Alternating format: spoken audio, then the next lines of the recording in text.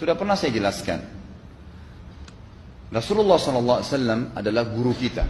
Sepakati dulu poin ini. Tidak ada guru bagi umat Islam siapapun yang syahadat kecuali Nabi Muhammad SAW. Ini disepakati dulu. Semua dai dan ulama adalah pewaris beliau. Artinya harus mewariskan ilmu yang beliau ajarkan. Apa yang diajarkan itu yang disampaikan ke umat. Yang tidak diajarkan mereka larang agar dikerjakan. Kan begitu mestinya. Ini kaidahnya dulu.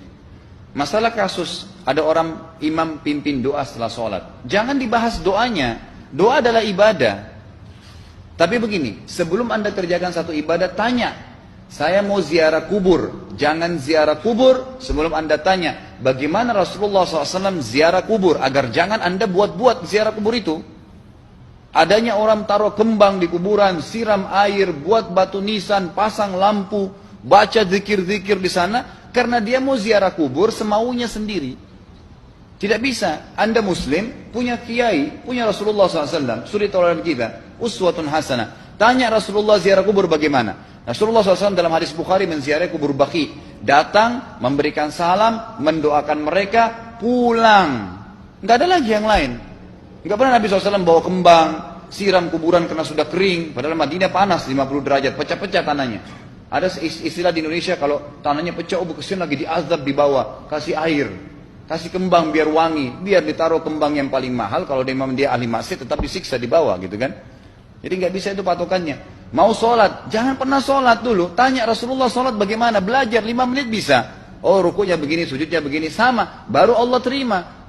Tujuan Nabi SAW diutus untuk apa? Untuk dicontohi, diciplak hidupnya. Cara makannya, cara tidurnya, berpakaian, bahkan cara jalannya saja. Para sahabat contohnya, Nabi jalan begini. Bukankah ada hadis yang mengatakan sahabat berkata Rasulullah SAW kalau jalan seperti orang turun dari bukit. Mereka sampai membahasakan itu. Rasulullah pernah keluar kepada kami menyisir rambutnya dengan rapi ke arah sebelah kanan belakang. Ditunjukkan, gitu kan?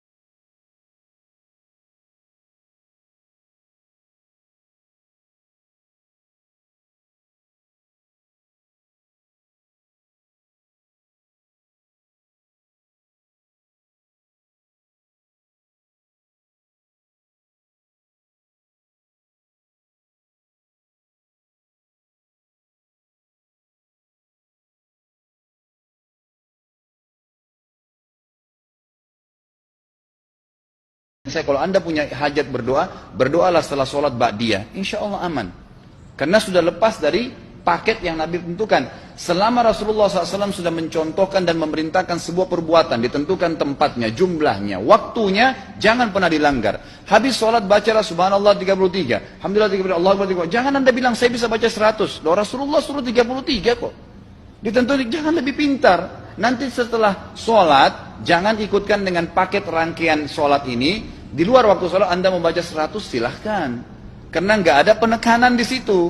Kalau ada penekanan waktu, tempat, dan jumlah jangan dibantah. Anda pengikut Rasulullah atau bukan gitu kan? Harus jadi jelas. Yang membuat umat ini di Indonesia juga jadi masalah sekarang karena mau buat sendiri. Semaunya sendiri.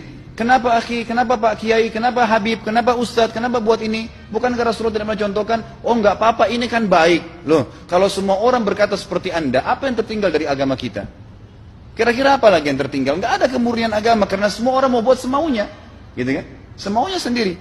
Pindah rumah, baca berzanji. Apa itu berarti sejarah Nabi? Kenapa baca berzanji saudaraku? Rasulullah waktu pindah rumah pernah baca-baca gitu nggak? Nggak pernah. Kenapa dibuat? Anda muslim bukan? Muslim, ya saya harus ikuti.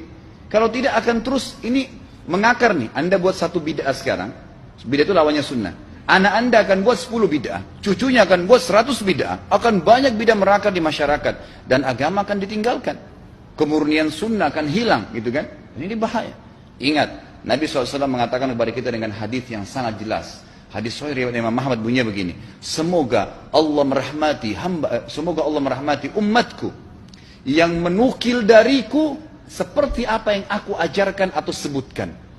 Sampai ulama hadis mengatakan Nabi ucapin habis sholat astagfirullah, maka sahabat tidak ada berani yang menambah azim.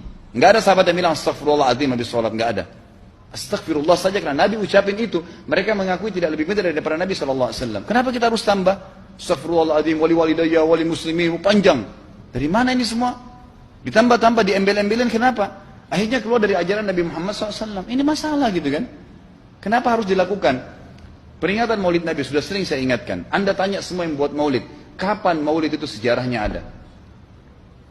Semua buku sejarah menjelaskan tahun 230 Hijriah. Nabi meninggal tahun berapa? 11 Hijriah. Gitu kan? 11 Hijriah.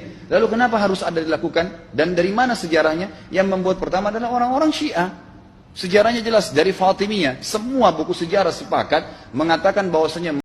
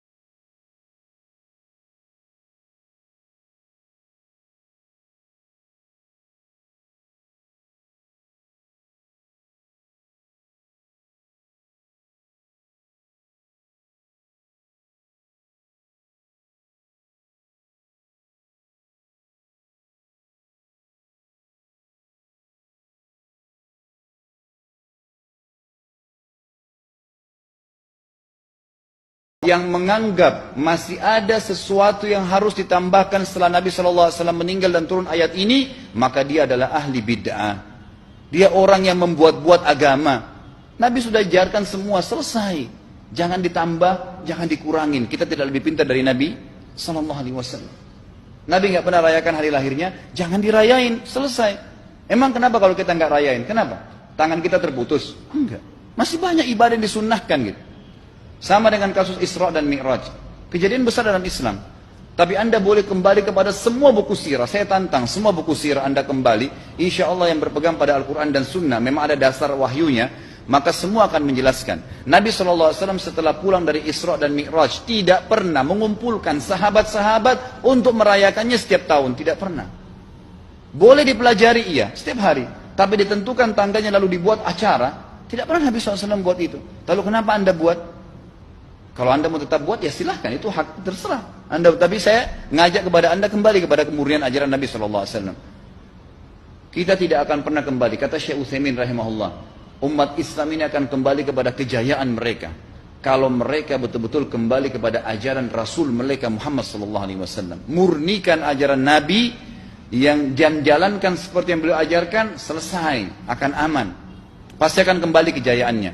Kita nggak bisa saling menghardik, saling menyalahkan yayasan ini, organisasi ini, kelompok ini, karena masing-masing mau beristidlal sendiri, mau menjalankan sendiri hukum-hukum agama ini, bukan mengikuti sunnah Nabi SAW. Jemaah haji kita, jemaah umrah, datang ke Mekah, tur dalam kota Mekah, naik ke gunung untuk lihat Gua Hira. Kenapa naik ke Gua Hira? Oh, Rasulullah pernah di sini. Baik, saya jelaskan.